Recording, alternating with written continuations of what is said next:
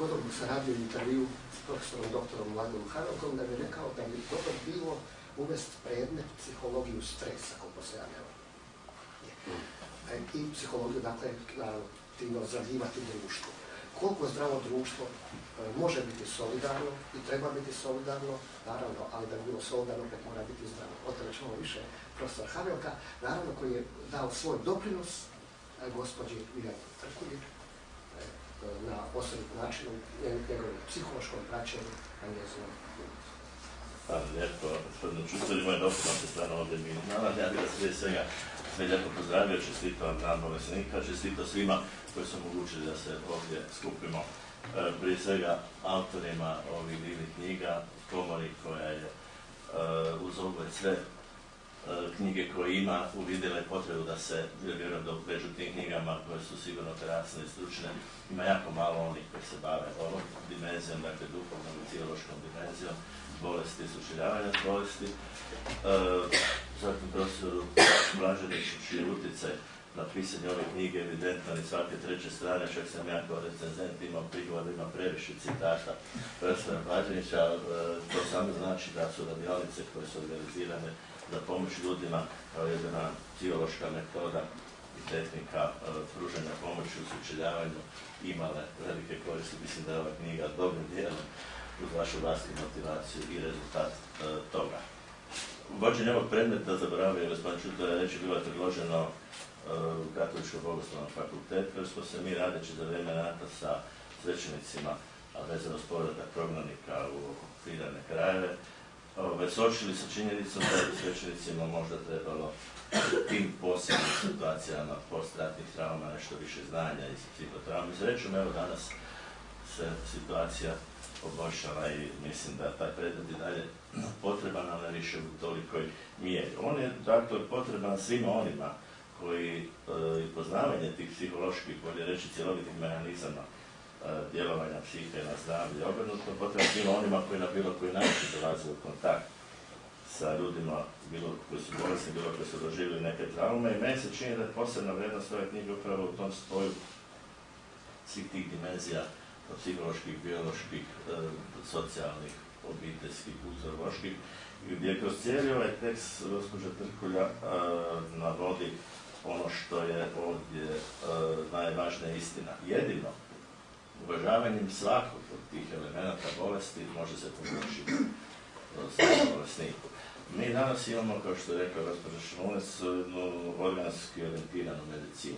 Jednu medicinu koja postiže fenomenalne uspjehe, koja ima izvrsnu dijagnostiku, koja ima izvrsne terapijske efekte. Međutim, nedostaje upravo taj dio psihički i duhovni. Loše bi bilo ako bi se on izolirano provodio s time da bolesnici dolaze svećeniku u psihologiju. Dakle, da se posebno neki ljudi bave samo duhovnom i psihološkom dimenzijom, a neki samo organskom. Ono što je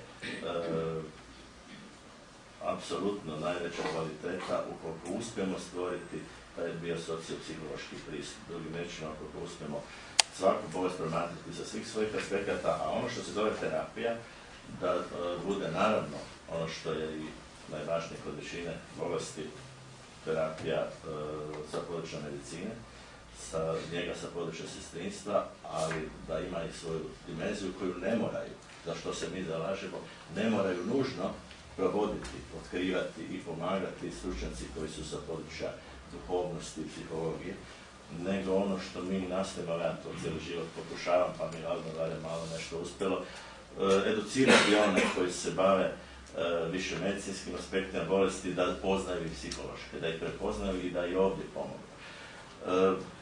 Bitno je da danas nekada ljudi misle, posebice ljudi koji su organicistički educirani, da je ta psihološka dimenzija, taj spiritualni, duhovni dio bolesti nešto neohvatljivo, neopipljivo, pa se onda niti kvaliteta toga, niti utjecaj toga što ne možemo mjeriti na bolest ne može baš previše dokazivati. Međutim, danas srećom postoje istraživanja koje ukazuju da je i utjecaj duhovnog i utjecaj psihičkog mjerljiv. I to mjerljiv čisto egzaktno. Mi danas imamo discipline koje su se počele razvijati negdje 80. godina, na primjer jedna od njih je psihoneuroimunologija, koja kaže da ovo što ovdje lijepo piše misao, duh, svijest, emocija, psihičko stanje, može izravno djelovati na organsko stanje. Dakle, postoje istraživanja koje ukazuju da se imunitet kao nešto što je kod velikog broja bolesti pa i kod ove vrlo značajno, može regulirati određenim psihološkim stanjima u koja netko sam sebe može dovesti ili još bolje uz pomoć stručnjaka. Drugim riječima, praćenje bolesti u toj duhovnoj psihološkoj dimenziji ima i organski efekt.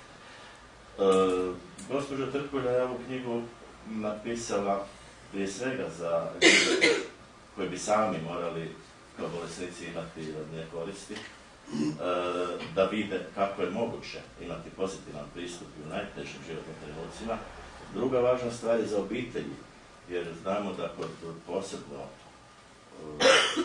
ovakvih teških kroničnih bolesti je uloga obitelji prevažna. A treće, mislim i za samu sebe. Jer ja vjerujem da je i sama autorica imala velike koristi pišući tu knjigu, jer se odmaknula od vlastite bolesti i promatrala ju kao jednu objektivnu datost koja eto nije njezin problem, nego eto nešto o čemu ona želi pisati. Te sve tri dimenzije čine ovu knjigu posebnom, jer je ona i terapijska, a i savjetodavna. Pa ja eto čestitam gospođi Trkulji na tome. I ono što je sama rekla kad smo se sad prvi put vidjeli i poznali, kad sam rekao da među svima vama možda bi nju najzadnji zabrao za nekoga ko je bolesnik, ona je rekla da to je zahvaljuje dobrom suprugu. Ja svoje ženi kažem da izgleda dobro upravo zbog toga razloga, ali to je najbolji primjer da obiteljska podrška u ovakvim situacijama ima izvanredno značenje. Ja vam i dalje želim da tu podršku imate, a nadam se da nakon ove knjige će svi bolesnici koji boluju od multiple skleroze imati, zahvaljujući upravo njoj, veću podršku i veće razumijevanje. Hvala vam.